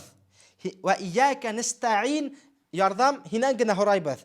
Ин берсе инкар итәбез, беркемдән дә һорамайбыз, һиннән башкаһы дигән ошо аят, ул ошо бер мисал. Чөнки ла илаһа иллаллах ошо 2 өлеш, ла илаһа иллаллах һүзе, калима шаһада һүзе ошо 2 өлештән тора. Инкар итү һәм исбатлау.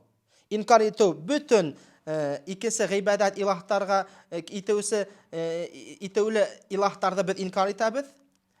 Аллаһтан башка гына дип. Ул икенчесе ул раслайбыз һәм исбатлайбыз. Аллаһ һәм ошо гыйбадәт ул Аллаһка гына тиешле һәм лаеклы дип. Шуның өчен мин ошо тәрҗемәне әйтәм. Ла илаһа иллаллах дигән сакта мин игътибар итәгез, тәрҗемә итәм. Аллаһ Тәгаләнән башка гыйбадәткә лаеклы илаһ юк дип. Әгәр дә инде кайһы кеше әйтер, ла илаһа иллаллах Аллаһ Тәгаләнән башка илаһ юк дип, юк, хөрмәтле мәгълүмат, Аллаһ Тәгаләнән башка илаһтар бар ул кешеләрнең йөрәкләрендә.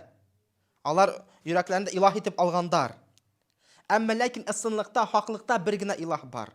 Гыйбадәткә лаеклы бер генә илаһ бар дип әйтеп куябыз, исбатлап. Һәм галимдар әйткәннәр, тәрҗемә итһәгез дөресрәк була, тәрҗемә итәргә Аллаһ Тәгаләнән башка гыйбадәткә лаеклы асыклап тәрҗемә итәргә тиешбез.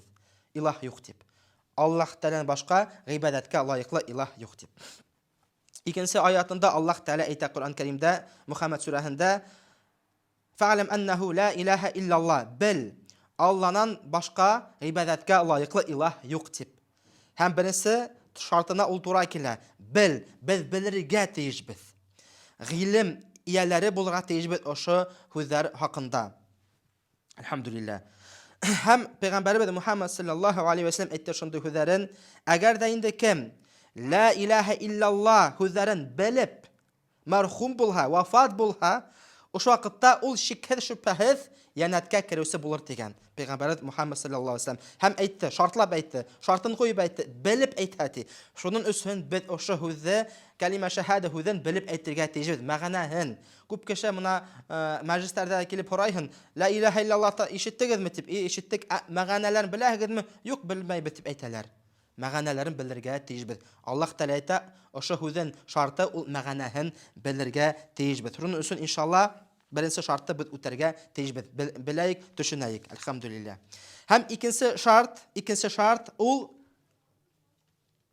шөбһәһез иман китерү. Шөбһәһез икеләнмәйсә iman kitirev. Ol ikinci şart ошо һүздән. Һәм şikir iman kitirew ул Аллага ышангылык ул камил гыйлемдән килә.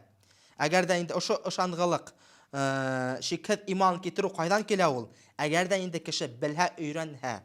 Шуның өчен беренче шарт Аллаһ Тәгалә белемде куйган. Белемдән һуң гына, гыйлемдән һуң гына килә шикһез иман. Әгәр дә инде кеше ошо һүзләрдән мәгънәһен өйрәнмәһә, Коръән Кәримдә укымаһа, Пәйгамбәр Мухаммад саллаллаһу алейһи хәдисләрне укымаһа, белмәһә, ул шикләнеп ышанасак.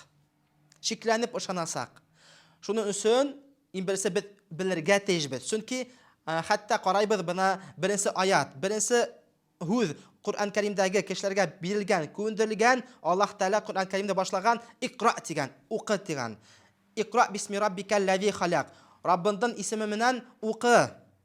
Yoxdan barlıqqa getirən Rabbından ismindən oqu digən. Allah Teala həm ol kişilərə, bütün kişilərə işara. G'ilim alığız birisi.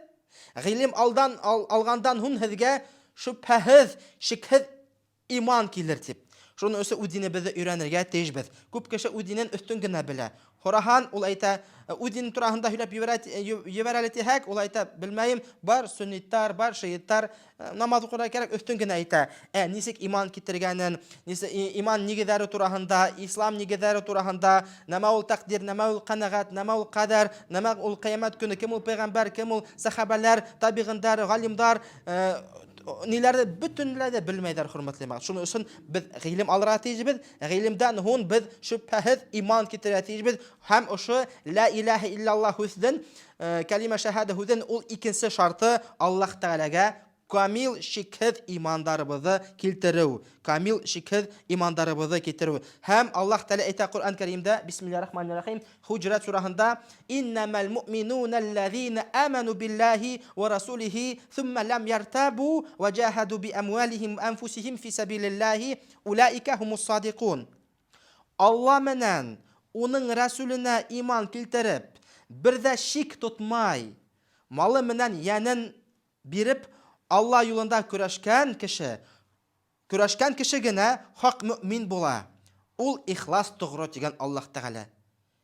Düşünüp, uylanıp, tыңlayıq ali. Allah Teala ayta, Allah menen onun Resulüne iman kitirip, bir de şik tutmay. Allah Teala dikkat etip ayta, şik tutmay. Malı menen, yanin birip, Allah yolunda kurashgan kishi gina haq mümin bola degan. Ул ихлас to'g'ri. Şunun üçün o'sha kalima shahada hüzden ikinci şartı ul ihlaslık. Ul şikhiz iman kitiru inşallah. Tağın Peygamberimiz Muhammed sallallahu aleyhi ve sellem aytdı şunday hüzlerin Abu Hurayra getirgen hadisinde min şahitlik kılamti. Eğer de kimde Allah'a şiklenmeyse La ilahe illallah Muhammed Resulullah tip kilha karşı Allah Teala o hüzlermen karşılaha o şu vakitte ol cennetke kiresek eğer de şiklenmehe diyen. Peygamberimiz Muhammed sallallahu aleyhi ve sellem aytdı. Min özüm şahitlik kılamti. Eğer de kimde Allah Teala'nı La ilahe illallah Muhammed Resulullah tip karşılaha şikhiz, şüphesiz yürütüse bulha o hüzlerde ol cennetke kiresek diyen Allah Teala. Elhamdülillah. Шуннан өчен ошо һүзләрдә без шикһез әйтергә тиешбез. Һәм икенче хәдисендә Муслим йыентыгында Пәйгамбәр Мухаммад саллаллаһу алейхи ва саллям әйтте шундый һүзләрдә Абу Хурайрага әйтте. Шундый сахаба булган Абу Хурайра һәм әйткән: "Я Абу Хурайра, бар.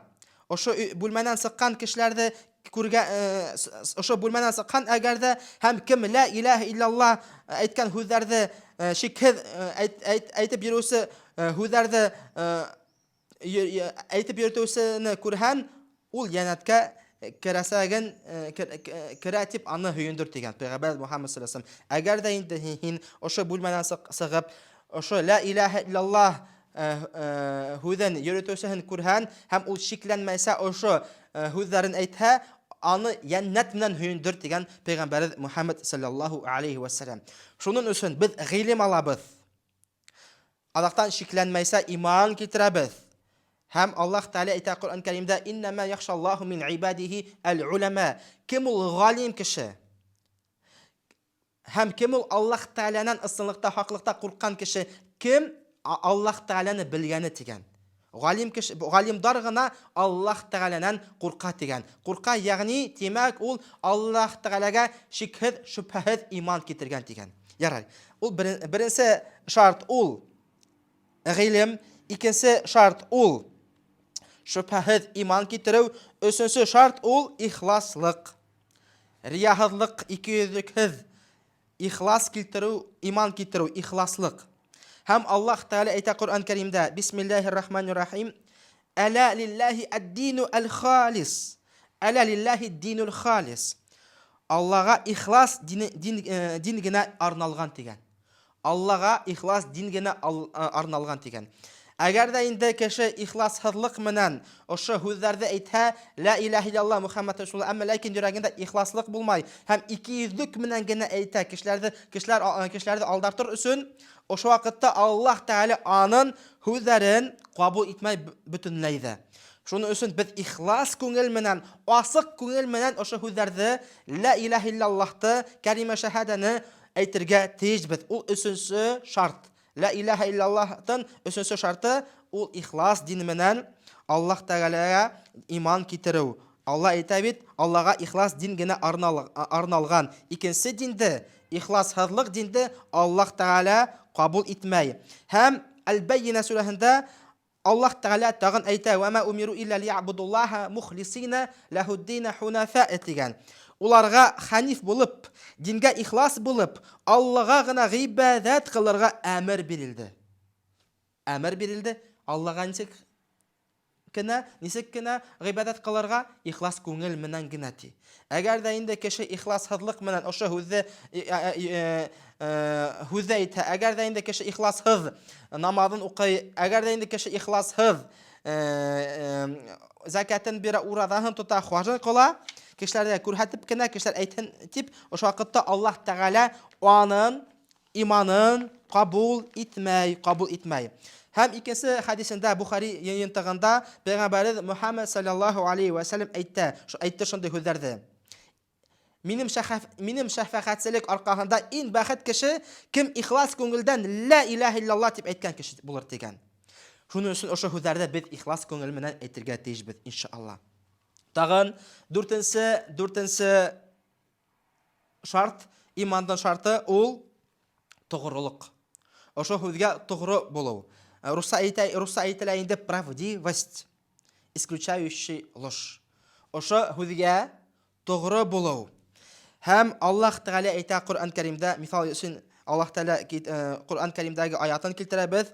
Мунафиқун сүрәһендә Аллаһ Тәгалә әйтә: "Бисмиллаһир-рахманир-рахим. Иза джа'акал мунафиқун قالوا نشهد إنك لرسول الله والله يعلم إنك لرسوله والله يشهد إن المنافقين لكاذبون". İki yüzlüler kilip hinin ısınlap da Allah Resulü ikenine biz şahidlik itabiz. Allah hinin Resul bulganında bulay da bile hem munafiqtardın aldaqsa ikenligine şahidlik kılı Allah Teala. Tağın okup sığaram. Oşu ayatты. İki yüzlüler kilip hinin ısınlap da Allah Resulü ikenine biz şahidlik itabiz. Oşu munafiqtar. Алла һинең рәсул булганыңды болай да белә. Һәм мунафиктарның алдаксы икәнлегенә шаһитлык кыла. Ошо һүзгә тугры булу. Ул нәмә ул аңлата? Ул 4нче шарт. Йөрәктәге булган телдәге булганына туры килүе. Йөрәктәге булган телдәге булганына әйтелгәненә туры килүе. Яки киресенчә, телдәге әйтелгәнне йөрәктәге булуына ул шарт. Аллаһ шарт итеп куйган. Әгәр дә һүз менән әйтһәк, ошо һүзләрдә без йөрәк менән исбатларга тиешбез, һәм йөрәк менән, әгәр дә йөрәк менән кабул итсәк, без һүзләр менән исбатларга тиешбез. Әгәр дә аермаһы булһа, ошо вакытта ул ошо һүзгә, ла илаһа иллаллаһ һүзгә тугрылык китә. Ошо һүзгә тугрылык китә Аллаһ Тәгалә.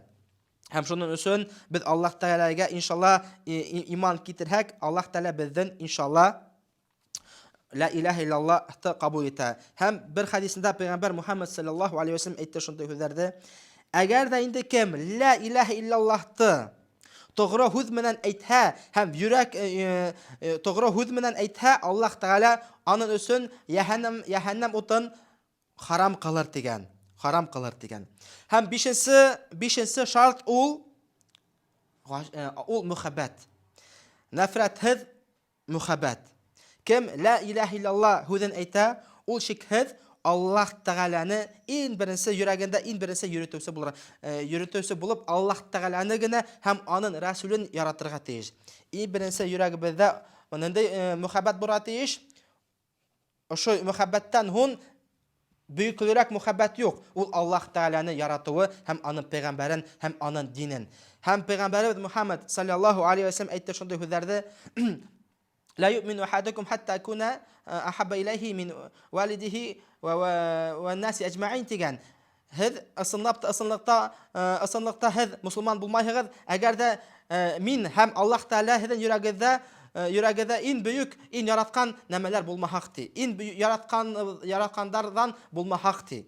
شون أسن Mona bizden yüreklerde Müslüman kişi yüreklerde kimde yaratırga teyiş? Allah Teala'nın hem anın Resulü. Adaktanlığına kile gayle yaratı, ballar da yaratı. Çünkü oşo yaratı menen bizden mengelik bəxti biz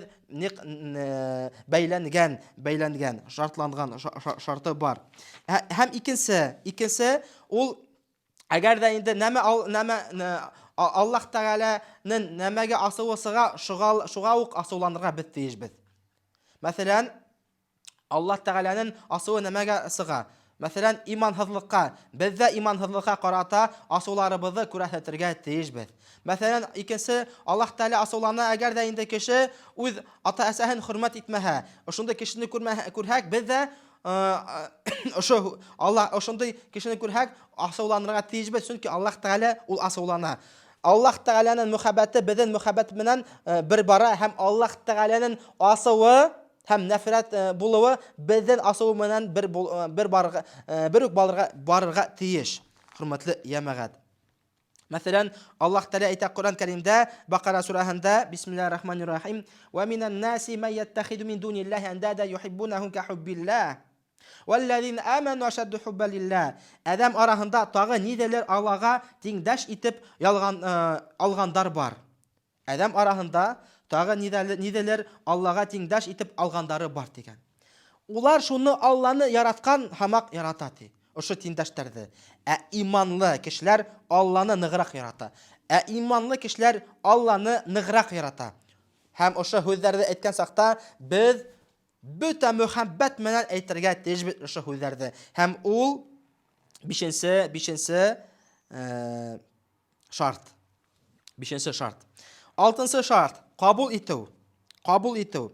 Həm uşu kəlimə şəhədəni qabul etu, kamil qabul etu. Nəmə Allah Teala'nı qoşqan, həm nəmə Allah Teala qıtıyğan şunu yürək menen qabul etirgə tecbit. Yaratabızmı, yoxmu? Qayı vaqt kişi məsələn dindən bir şəriət qanundağı bir hökmdə işitələ, əgər də yürəginə tura kilməhə, көңілінə tura kilməhə, ol hüzü qabul etməy. Yox, bu məni axşamay, bu, наверное, что-то не то tip, həm qabul etməy şəriətdəki bulğan qanundardı. Юк, әгәр дә инде без ла илаһа иллаллах Мухаммад расул тихәк, без бөтен әмәне кабул итәргә тиешбез. Ә ин беренче ла илаһа иллаллах Мухаммад расулуллах үзләрне без кабул итәргә тиешбез. Ул имандан, ул ла илаһа иллаллахтан шарты. Әгәр дә инде кем ошо хүзде ла илаһа иллаллахты әйтә, ихлас күңелдән әйтә, кабул итеп, ул ут газабынан котылудан бер сәбәп булыр дигән Аллаһ Тәгалә. Һәм Коръән Кәримдә Аллаһ Тәгалә әйтә Юнус сураһында: "Сумма нунajji rusulana wallazina amanu, кәзалика хаккан алейна нунjil муъминин." Шуннан без үзебезнең расулларыбыз менән иман китергән кешеләребезне коткарырбыз дигән. Шулай итеп мөэминнәрне коткару безнең бурыс булып тора. Мөэминнәрне коткару безнең бурыс булып тора дигән Аллаһ Тәгалә. Һәм Аллаһ Тәгаләнең анты һәм вәгъдәһе. Әгәр дә инде без Аллаһ Тәгаләнең динен бөтенләй дә камил булып кабул итсәк, Аллаһ Тәгалә безне төрле хәлләрдән коткарып торасак дигән. Һәм менә мисал өчен тагын укыймын. Бисмиллаһир-рахманир-рахим. Шуннан без үзебезнең расулларыбыз менән иман китергән кешеләребезне коткарырбыз дигән. Иман китергән кешеләребезне коткарырбыз дигән. Шулай итеп мөэминнәрне коткару безнең бурыс булып тора. Ул Аллаһ Тәгаләнең бурысы. Әгәр дә инде без диндәге булган бөтен әмәне камил итеп кабул итһәк. Иманһызлар инде алар кабул итмәйҙәр ошо һүҙҙәрҙе. Ла илаһа иллаллах һүҙҙәрҙе кабул итмәйҙәр. Мәсәлән, Аллаһ Тәгалә әйтә Коръән Кәримдә: "Бисмиллаһир-рахманир-рахим. Иннахум кану иза қила лахум ла илаһа иллаллаху ястакбирун ва яқулун инна латарику алихатина лишаирин маҗнун." Уларга Аллаһнан башка илаһ юк дигәндә, улар тәкәбберләнеп, ошо тиле шагыйрь өчен илаһтарыбызны ташлап булабызмы ти? Ташлай булабызмы ти? Шулай дип әйтәләр. Уларга Аллаһнан башка илаһ юк дигәндә, улар тәкәбберләнеп китәләр һәм әйтәләр: "Ошо тиле Мәҗнун шагыйрь өчен илаһтарыбызны ташлайбызмы ти?" Хөрмәтле, алар кабул итмәй ошо һүзләрне. Ла илаһа иллаллахты кабул итмәйҙәр. Шуның өчен хөрмәтле, ошо шарты бар. Ошо 6-нчы шартты без кабул итергә тиешбез, иншааллах. 7-нче шарт. Ул бойһону, камил бойһону. Кем ла илаһа иллаллах дип әйтә, Аллаһ Тәгаләнең әмренә камил бойһонырга тиеш. Аллаһ Тәгаләнең шариғатына камил бойһонырга тиеш. Чөнки Аллаһ Тәгалә әйтә Коръән Кәримдә, Луқман сураһында: "Бисмиллаһир-рахманир-рахим. Ва ман юслим ваҗһаху илаллах ва хуа мухсинун фақад истамсака бил урватил вусқа" дигән. Кем Аллаһга тулы бойһонып, яхшылык эшләгән, ул ышаныслы таяныс тапкан дигән. Бөтә эштең ахыры Аллаһга кайта. Әгәр дә инде без ла илаһа иллаллахты әйтәбез, ошо һүзләргә без буйһонырга тиешбез. Ул 7-нче шарт. Ошо һүздән 7-нче шарты. Ла илаһа иллаллах дип әйтсәк, без тулыһынса буйһонырга тиешбез, камил буйһонырга тиешбез. Һәм Аллаһ Тәгалә әйтә: "Ва ман юслим ваҗһаху", кем Аллаһга тулыһынса буйһона. Аның харфи итеп тәрҗемә итсәк, ул әйтә: кем Аллаһ Тәгалә өчен йөзен буйһондырһа ди. Аның тәрҗемә итсәк, гарәпсә. Кем Аллаһга камил буйһонһа һәм яхшылык эшләгән, ул ышаныслы таяныс тапкан дигән. Ышаныслы таяныс ул ла илаһа иллаллах һүзе инде һәм ут газабынан котылу һүзе. Бөтә эштең ахыры Аллаһга кайта. Мына ошо 7 шарттарны без белергә тиешбез. Яки мәгънәләрен аңлап әйтергә тиешбез. Әйдәк тагын әйтеп сагам. Бисмиллаһир-рахманир-рахим. Беренче шарт ул гыйлем, наданлыктан тыш гыйлем. Икенче шарт ул шикһез, шөбһәһез иман китерү. Өченче шарт ул ихласлык. Дүртенче шарт ошо һүзләргә тугры булу, ысынлыкка тугрылык. Бишенче шарт ул мөхәббәт, ярату. Һәм 6-нчы шарт ул буйһону, тулы буйһону, камил буйһону. Һәм 7-нче шарт ул кабул итү. Ошо шарттарҙы ятлап алһаҡ, ул бик яҡшы була. Әммә ләкин ҡайһы кешеләр бар, ошо һүҙҙәрҙе, ошо шарттарҙы ятлап белә ул, әммә ләкин йөрәгенә барып етмәй. Ә ҡайһы кеше ошо шарттарҙы ятламаған, әммә ләкин бөтә шарттарҙы ул үтәй. Иң беренсе беҙ ошо шарттарҙы йөрәк менән үтәргә тейешбеҙ. Бөтөн тән менән, тән ағзалары менән, йөрәк менән ҡабул итһәк, ошо шарттарҙы иншалла ул Аллаһ Тәғәлә ҡабул итәсәк, ошо беҙҙең һүҙҙәребеҙҙе, ла илаһа иллаллах һүҙҙәребеҙҙе ҡабул итә. Әгәр ҙә инде кем ошо һүҙҙәрҙе автоматик рәүешендә мәғәнәһен белмәй, ошо ихлас күңелдән әйтмәй, шөбһә менән әйтһә, һәм ошо һүҙҙәрҙе яратып әйтмәһә, әгәр ҙә инде ошо һүҙҙәргә буйһонмаһа, әгәр ҙә инде ошо һүҙҙәрҙе бөтөн ҡабул итмәһә, аның һүҙе юҡҡа сыға ла ҡуя. Хәбита амәлүһү, аның ғәмәле юҡҡа сыға ла ҡуя. Шуның өсөн, әгәр ҙә инде ошо һүҙҙәрҙе әйтһәк, ошо 7 шарттарҙы үтәп әйтергә тейешбеҙ. Йөрәкләребеҙ менән һәм тән ағзалары менән беҙ иҫбатларға тейешбеҙ, һәм ошо һүҙҙәр менән беҙ йәшәргә тейешбеҙ. Хәтта беҙҙең ҡаныбыҙҙа ла һөйәктәребеҙгә тиклем барып етергә тейеш ошо һүҙҙәрҙең тәьҫирләре, тәьҫүрәттәре һәм ошо һүҙҙәрҙе йөрөтөүсе булырға тейешбеҙ. Сөнки ошо һүҙҙәрҙән һуң бөйөклөрәк һүҙ юҡ. Ла илаһа иллаллах Мухаммад Расулуллахтан һуң бөйөклөрәк һүҙҙәр юҡ. Таба алмайбыҙ. Мусулман кеше, мөмин кеше бер ҡасан да таба алмай. Әлхәмдүлилләһ. Аллаһ Тәғәлә беҙҙең имандарыбыҙҙы, кәлимә шәһәдәләребеҙҙе ҡабул итһен. Әмин. Һәм беҙҙе йәннәт әһелләрҙән ҡылһын. Ассаламу алейкум ва рахматуллаһи ва баракатуһу.